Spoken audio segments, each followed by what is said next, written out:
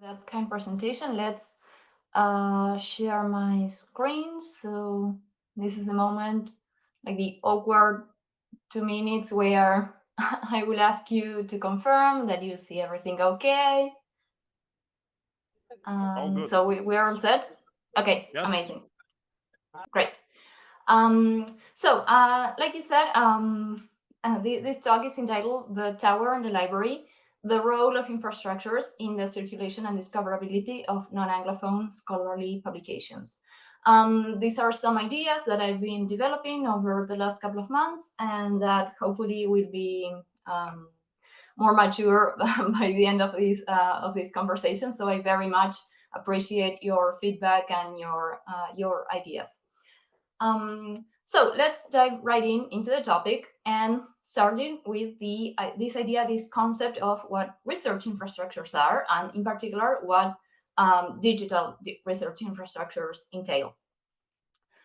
So infrastructures in general have been always one of the main topics and one of the main concerns of a field that's called STS, Science, Technology, and Society, or Social Studies of Science, or as we say in Spanish, CTS, Science, Technology, and Society. There are many denominations to it.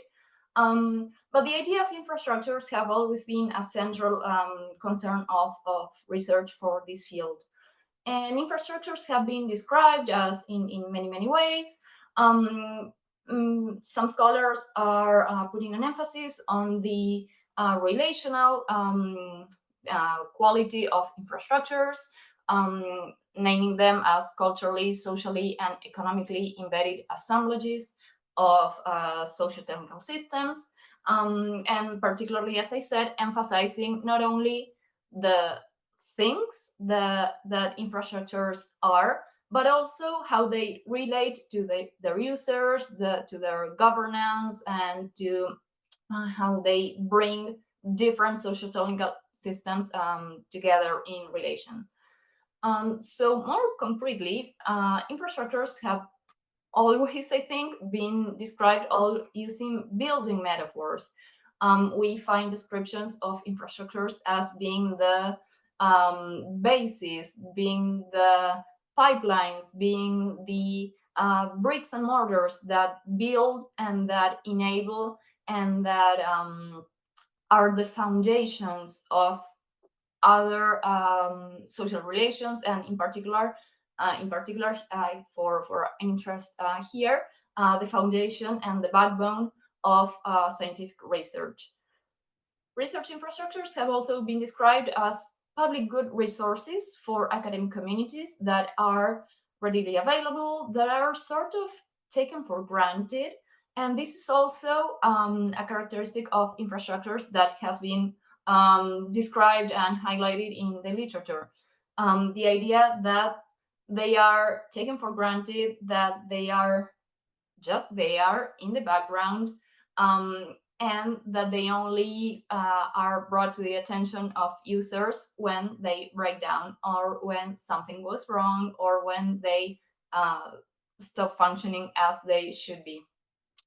So for research infrastructures in particular, they have also been described as being these invisible components of research, but that have also become omnipresent, that have become indispensable for the routines and the day-to-day research activities of scholars in many different domains, and that have become incorporated to their research practices and techniques.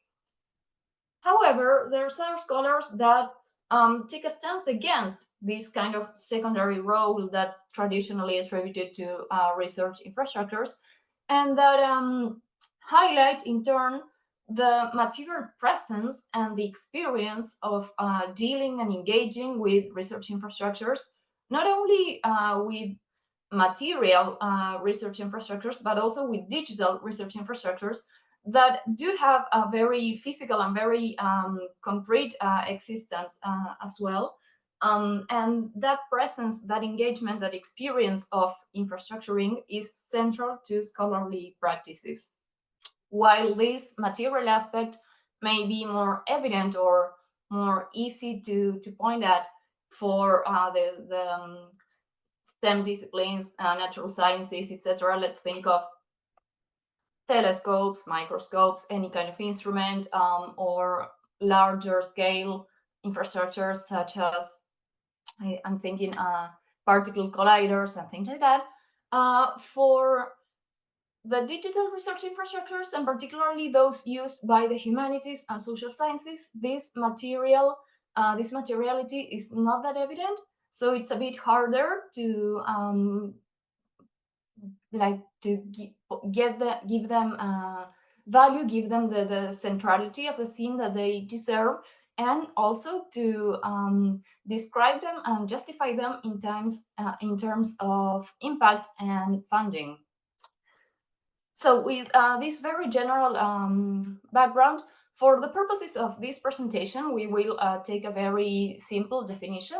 We will think of infrastructures as any material, like physical or digital, instrument, tool, or platform. There's another discussion on the platformization of infrastructures or the infrastructuralization of platforms that we will not get into. That is designed to aid, to support, to enable, or to perform scientific research tasks, and also that these infrastructures have the potential to become an area of study, an object of study by themselves. Archives are a case in point to this end, thinking of the archival turn that has been happening in the digital humanities in the last couple of decades, where archives became the center of research questions instead of only secondary discipline of research support. Now, let's go into different models of research infrastructure design and governance that I think have a very clear and direct impact into what is my research interest in particular, the languages of sciences, the languages for scholarly communication, for scholarly publication and knowledge circulation. And to that end, I'm making use of two metaphors. The first one is the tower. So the towers as infrastructures, especially in relation to languages, well, this idea has been in our, at least Western civilization, forever. The idea of the mythical tower where all humans were communicating very easily in sharing one common language, but that ambition was punished by the falling of the tower and by the curse of incomprehension and the diversity of languages. However, before the tower fell, we can describe certain infrastructures in this way as tower-like. We will find that certain research infrastructures are centralized, just as tower is. They have this vertical structure. They are very much monolingual, which is something that I will go into in a couple of minutes. Tower infrastructures are focused on accumulation. They are both exclusive and excluding. Also, we'll see that in a bit. And they often favor, as they favor only one language, they favor one single point of view, which may lead to epistemic, rhetorical, and methodological monism, or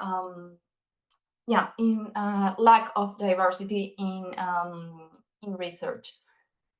And last but not least, very important, climbing a tower is hard, falling from it is easy. And we will see this in two research infrastructures that have become, as I said before, central, that have become taken for granted, that have become the benchmark and the sort of golden standard for the kind of studies that here with my team we do, that many of you also develop, which is studies in scientometrics, in bibliometry, working with indicators, with different kind of statistical data, dealing with information on research, this kind of meta studies on research. And these two infrastructures are, surprise, surprise, Scopus and Clarivate's Web of Science. They both have become, like I said, incorporated over many, many decades to the routines of bibliometricians all around the world. However, there are many very well-known and very well-documented biases to these two tower-like infrastructures. And particularly, I will be dealing with the linguistic bias, which, as we all know, is geared towards English.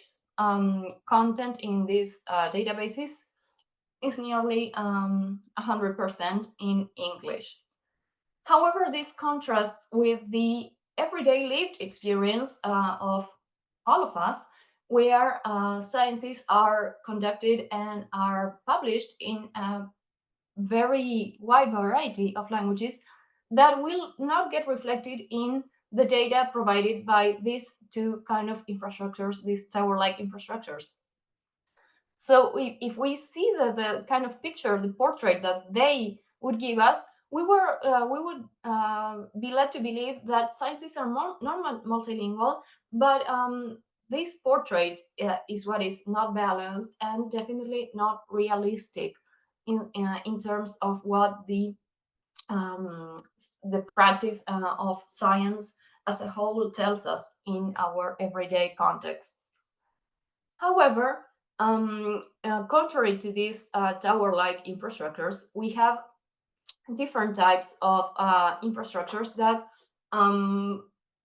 that enable or that bring to the fore a different kind of linguistic ecosystem of the sciences. And those are what I will call the libraries. The libraries, which are the, as many scholars have pointed out, the very first research infrastructures that have existed since the antique times. And in contrast to the way in which towers are built, libraries are often built and organized in a distributed way. Libraries focus on horizontality. Libraries encompass and include a variety of languages. They are, by definition, multilingual, and they are circulation oriented. Instead of accumulating knowledge or accumulating symbolic capital or accumulating impact factor or accumulating quartiles, libraries are geared towards the circulation of knowledge, the preservation of knowledge.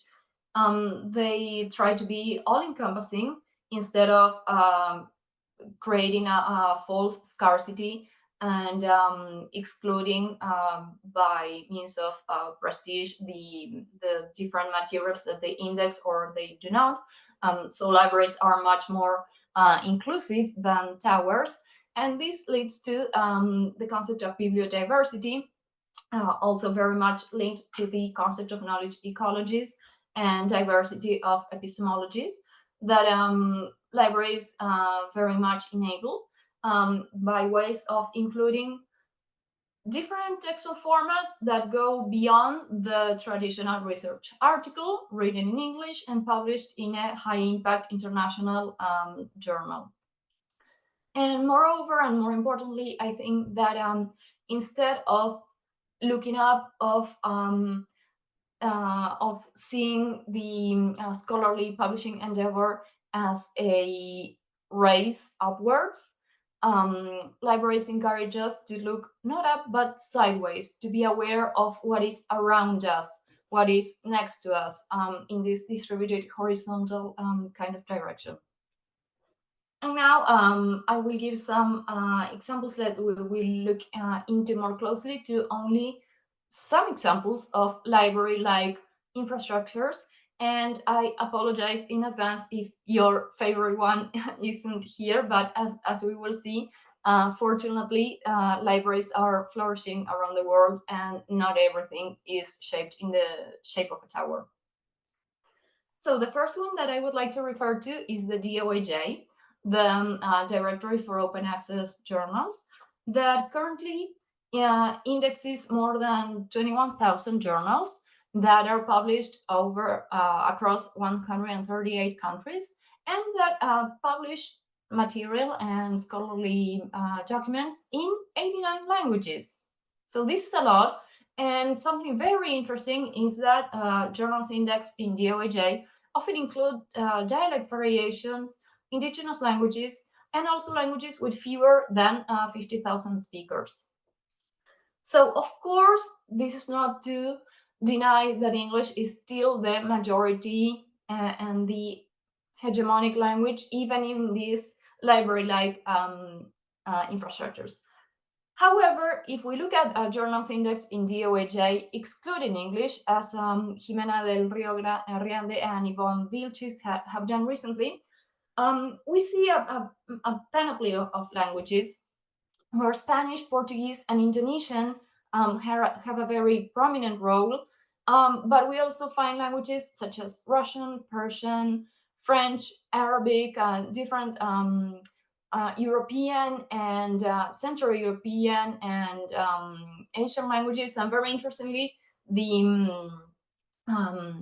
the Scandinavian languages such as Norwegian, Danish, Swedish, that particularly have a very important concern about domain laws in their scientific terminology because of the advance of English.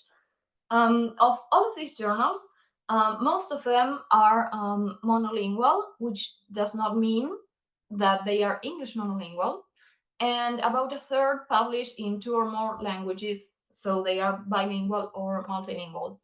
And very interestingly, and this is something that I'm throwing the idea out there to study in the future, 86 of the multilingual journals do not charge APCs as the study that I just cited indicates. So there's something very interesting here to look into as for the relationship between multilingualism and open access model, financial and business model.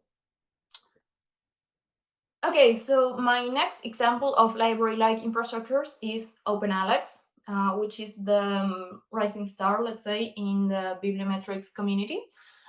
It's a free, open database and data source that offers broader coverage and better representation of languages beyond traditional publishing circuits that has been shown to cover and to include particularly documents and authors from the Global South in a much higher proportion than Scopus and Web Science. And that does give us a more representative linguistic portrait of the status of science production and communication worldwide. However, since OpenAlex is very new, it's still highly dynamic and it's still trying to find its feet, I would say. However, it's very interesting how the improvement of its metadata quality, which is absolutely key to the kind of studies that we are conducting, has been very much community-led and based on the research and the comments and the feedback that scholars and users are giving the organization. So a study that our team conducted last year was to assess the accuracy and the linguistic representation and proportion present in papers indexed in OpenAlex. So at first glance, if we take the information that OpenAlex declares as labeling the documents in different languages, we already see that there's a huge gap with the Web Science in particular, which is what we compared it to. Looking at English, as we have said, Web Science indexes almost all of its content in English. However, OpenAlex declares that 75% of its content is in English. So that's a huge difference. And it would mean that a quarter of science production worldwide is written in other languages.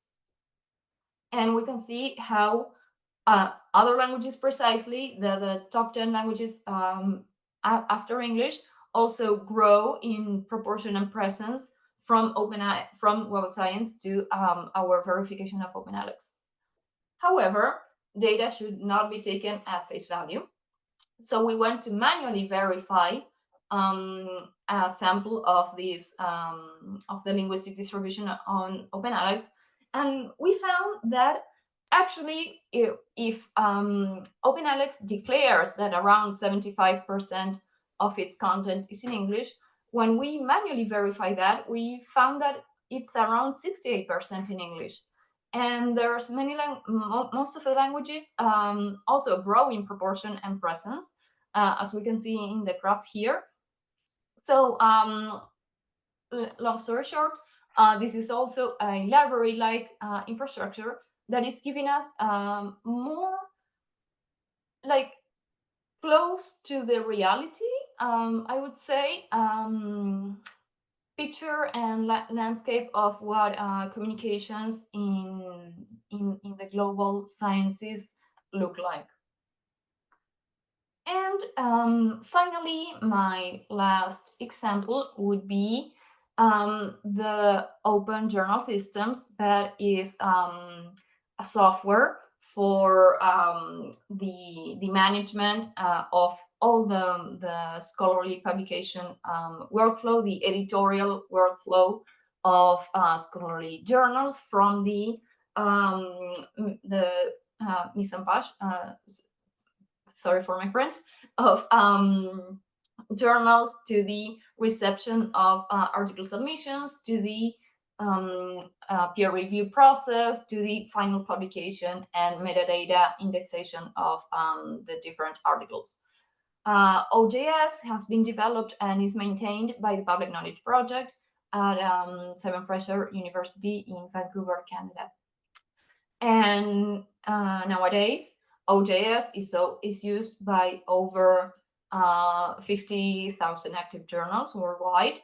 It's used across 161 countries, and those journals are published in over 60 languages. However, what's interesting is not only the fact that OJS is a digital research infrastructure that allows for publication in multiple languages, because that's what it's designed to do, but that the software itself is available in over 60 languages, and the software and the guidelines and the instructions have been translated, again in a community effort, to all of these languages. So I think this is very interesting because it's another layer of multilingualism and of inclusion from the PKP for OJS. As we can see here, the translations are user-led, and I think that that's very beautiful, and it's an example of how these kind of library-like infrastructures that I'm describing work. As we can see here, OJS is available, as I said, in many languages, and users can register and log in and contribute to the translation of documents describing the work and the functioning of OJS, but also translating the software itself. So that's another linguistic barrier that is overcome with this. And of course, we see that there's many air quotes non-traditional languages, or languages often overlooked by the mainstream scholarly publication circuits, that are very much present in the efforts of OJS, of PKP, towards multilingualism. And as we can see here, we even find different variations in dialects of languages. For example, Spanish is well, the community is working towards the Mexican and the Argentinian version of the translations. And for French, we have the French Canadian and the French also present here. As I said, there's like the list of libraries does not end here, and there's only a couple of more examples that I would like to refer to.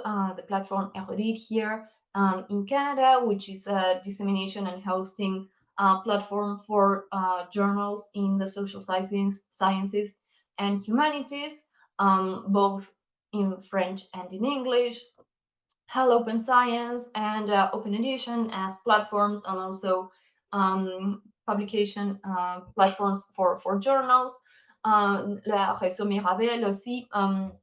And so that for the more French-oriented sort of infrastructures.